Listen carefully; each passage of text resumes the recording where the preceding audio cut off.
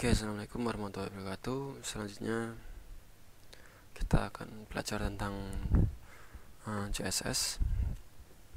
Jadi kita ucapkan Bismillah dulu. Bismillahirrahmanirrahim.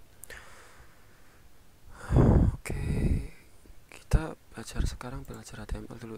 CSS ya. Di CSS kita penjelaskan dulu. Jadi di sini ada slide yaitu CSS. Jadi CSS ini dalam pikiran kita bayangkan seperti ini.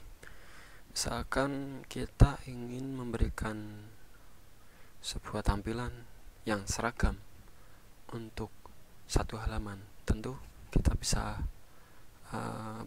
menggunakan tidak perlu menggunakan CSS untuk memerintah tampilan HTML kita. Oke, tampilan yang akan tampil di browser. Nah, permasalahannya muncul karena kita punya banyak sekali dokumen HTML dan semua itu harus seragam. Kenapa? Karena kalau tidak seragam, artinya dia website ini milik siapa? Setelah misalkan dari dokumen pertama, terus dia berpindah ke dokumen kedua, ternyata tampilannya beda. Pastinya akan membuat orang bertanya-tanya, apakah ini website yang sama dan sebagainya. Lah, pada awal penciptaan CSS ini memang digunakan untuk melengkapi HTML.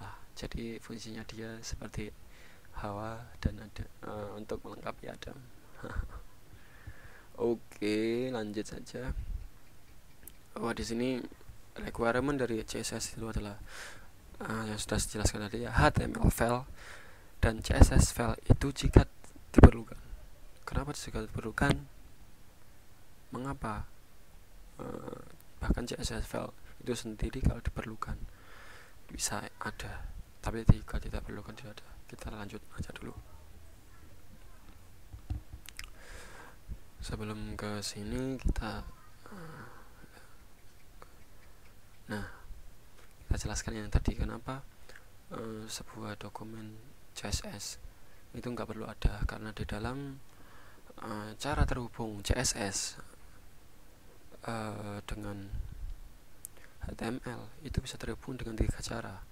Yang pertama adalah inline, yang kedua adalah internal, dan kedua eksternal. Nah, eksternal ini ya yang dimaksud dengan file CSS .css ya. Nah, sekarang kita kembali lagi, kita nanti penjelasan seperti itu kita lanjutkan di bagian akhir. Oke, di sini kita bisa lihat bahwa di CSS itu selektor bisa menggunakan tag HTML, bisa menggunakan properti atau atribut dari tag. Kita coba, dan dengan properti dan value kita langsung coba saja biar tidak bingung. Kita coba di sini, kita coba di dokumen JMOS, kita open di Gedit.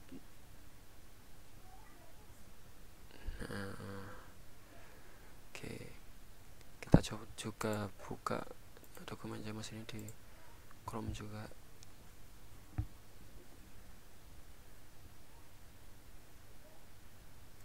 Nah, ini masih murni, belum ada cat, maksudnya masih belum ada CSS nya. Nah, kita konekkan dengan CSS dengan cara inline dulu. Oke, inline. Bagaimana caranya? Dengan cara menambahkan property style di sini. Oke, misalkan salam open source di sini kita beri warna merah, maka kita bisa menggunakan color,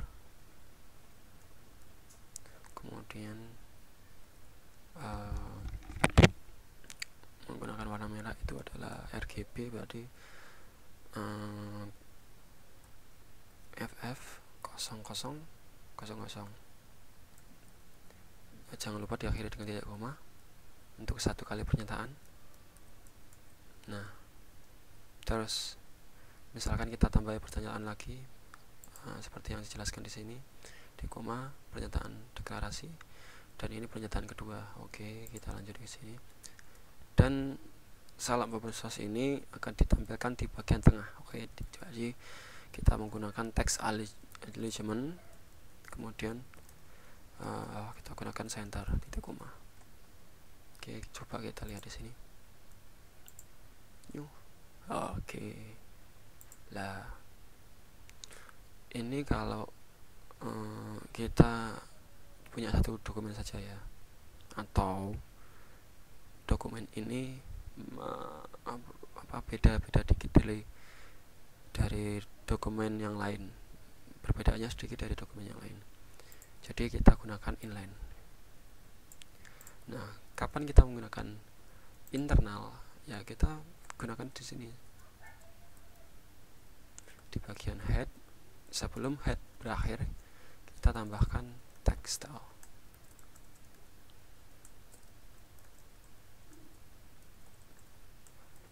Oke. Selektor itu adalah bisa menggunakan tag. Maksudnya gimana? Nah, ini maksudnya dia menggunakan H1 atau tag H1. Dia dengan dideklarasikan di sini, maka H1 yang ada di sini akan berubah. Kita coba.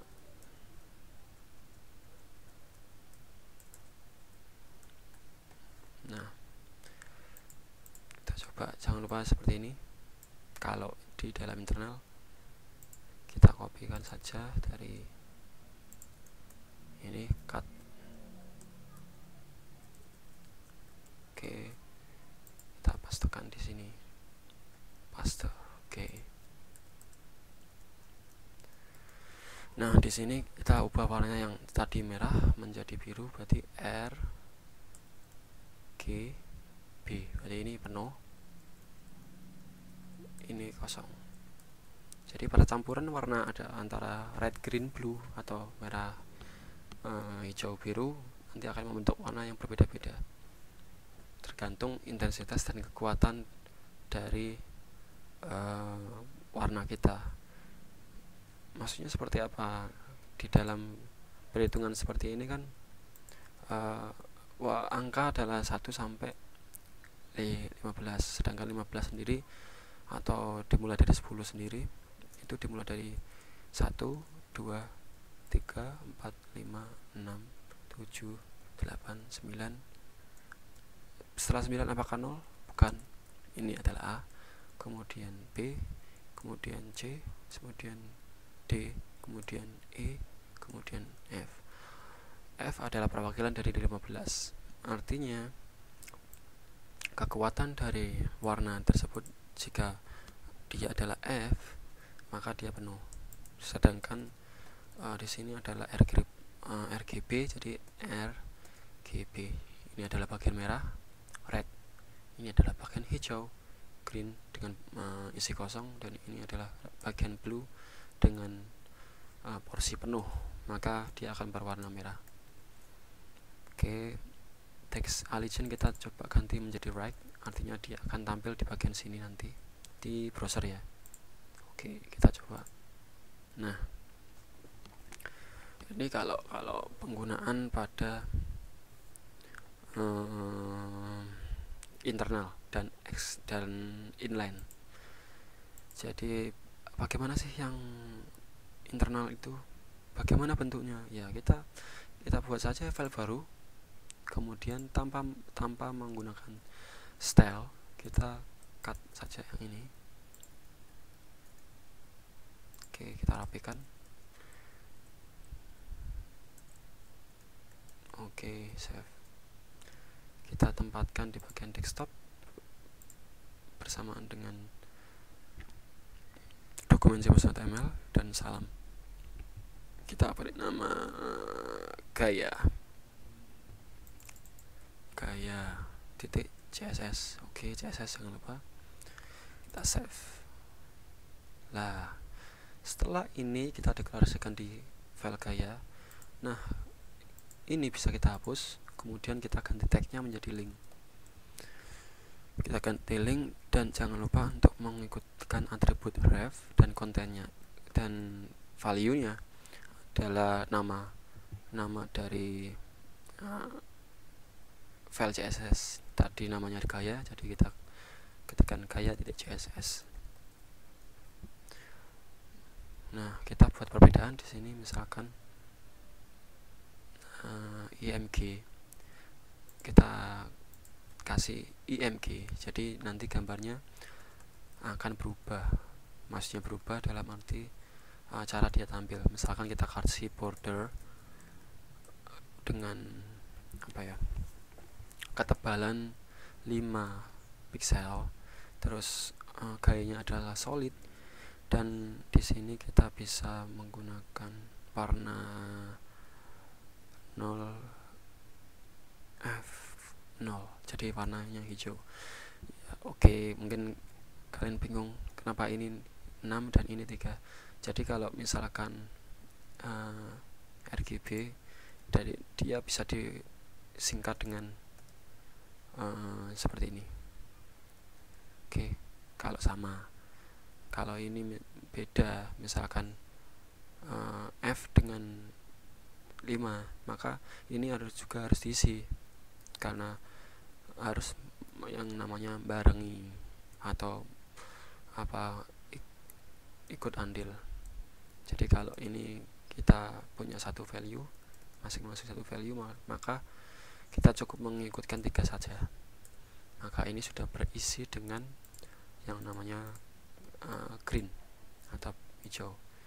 Kita coba lihat, gaya CSS sudah tersambung di cmos.html, dan jangan lupa di sini dia sebagai apa? Karena dia sebagai sebuah penggayaan, maka dia sebagai style sheet atau dokumen style gaya.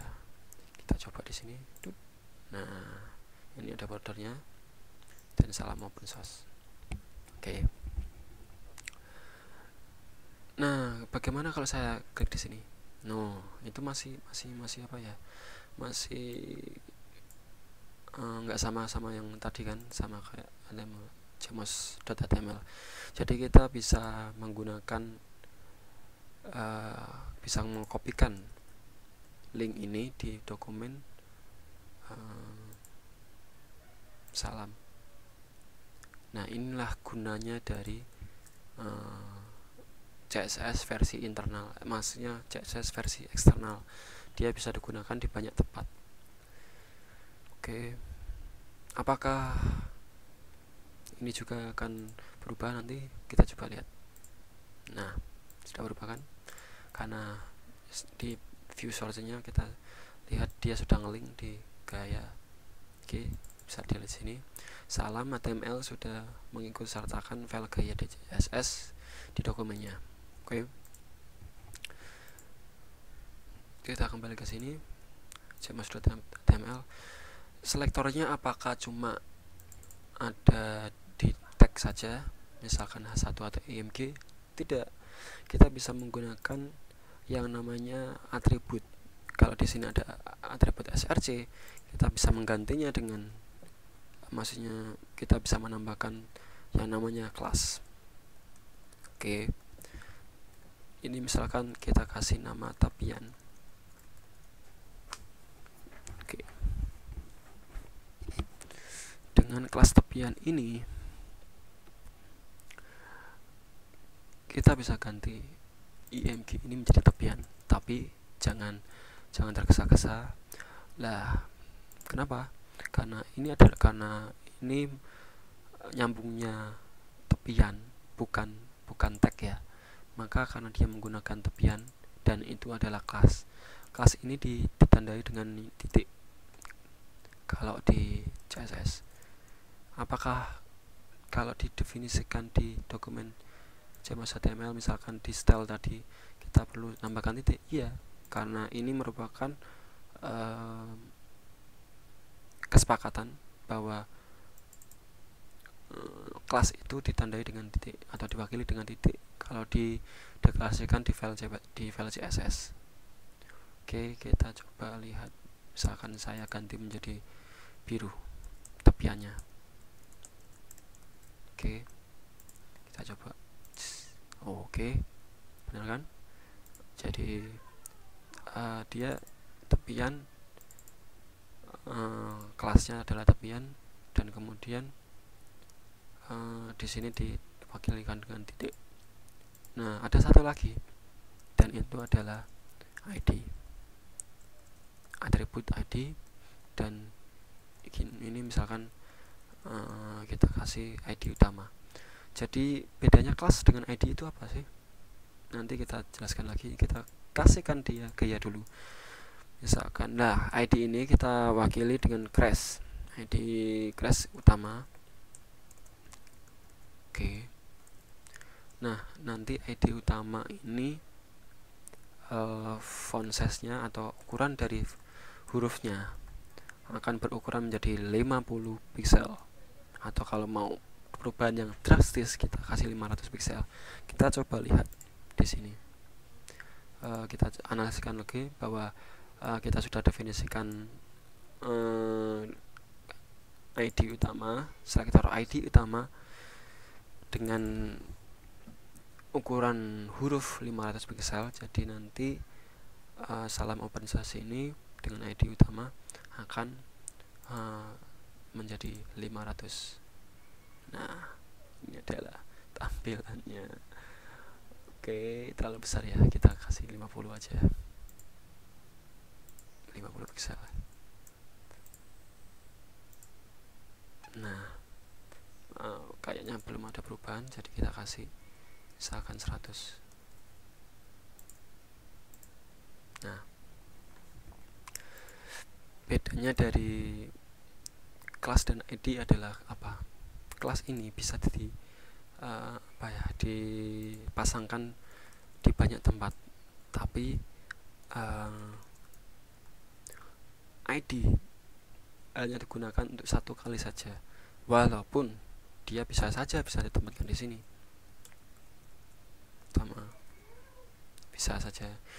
Namun menurut kesepakatan atau menurut pengalaman saya, ID itu kalau sudah dideklarasikan di sini, dideklarasikan di file CSS, maka dia cuma bisa dipakai untuk satu kali saja di dokumen ya. Kalau di dokumen sini ya bisa, misalkan di sini kita kasih ID utama, kan beda file, makanya dia bisa menggunakan lagi. Oke, kita coba lihat di sini sudah ada tepiannya. Karena apa? Karena salam open source itu punya kelas tepian dan punya ID utama. Nah, apakah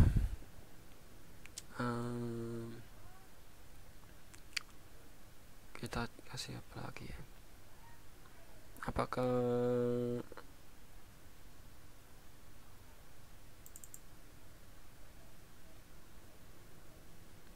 bisa digabungkan seperti ini? Misalkan saya punya kelas yang namanya underliners.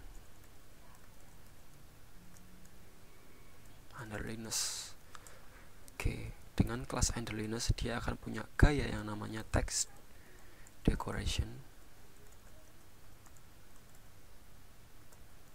yang namanya underliner. Nah, kita bisa tambahkan di sini underliner. Jadi dia dipisahkan dengan yang namanya spasi. Ingat, harus ada spasi, bukan seperti ini. Jadi seperti ini.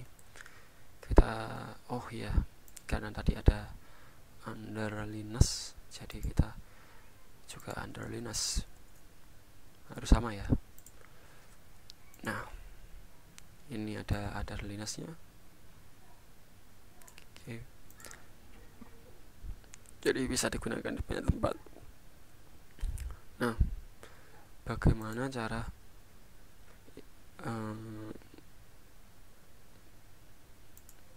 agar ini juga berlaku di tepian, jadi bisa digabungkan dengan dot tepian, dipisahkan dengan koma, dan dideklarasikan juga untuk tepian. Jadi nanti tepian ini secara virtual dia punya bayangan seperti ini, oke, karena dia didefinisikan di samping underline. Oke, cuma bayangan saja. Oke,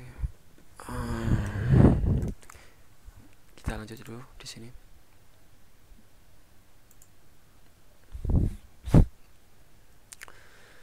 Jadi, nah seperti ini penjelasannya tadi adalah itu yang namanya grouping.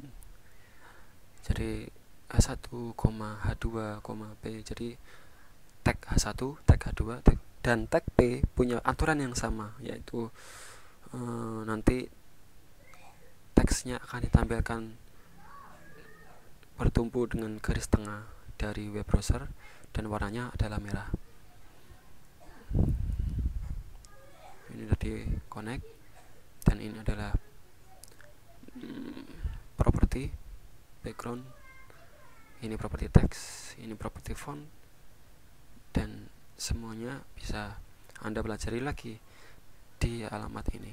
Oke, terima kasih sudah mendengarkan ceramah saya tentang CSS. Jadi jangan lupa untuk selalu belajar.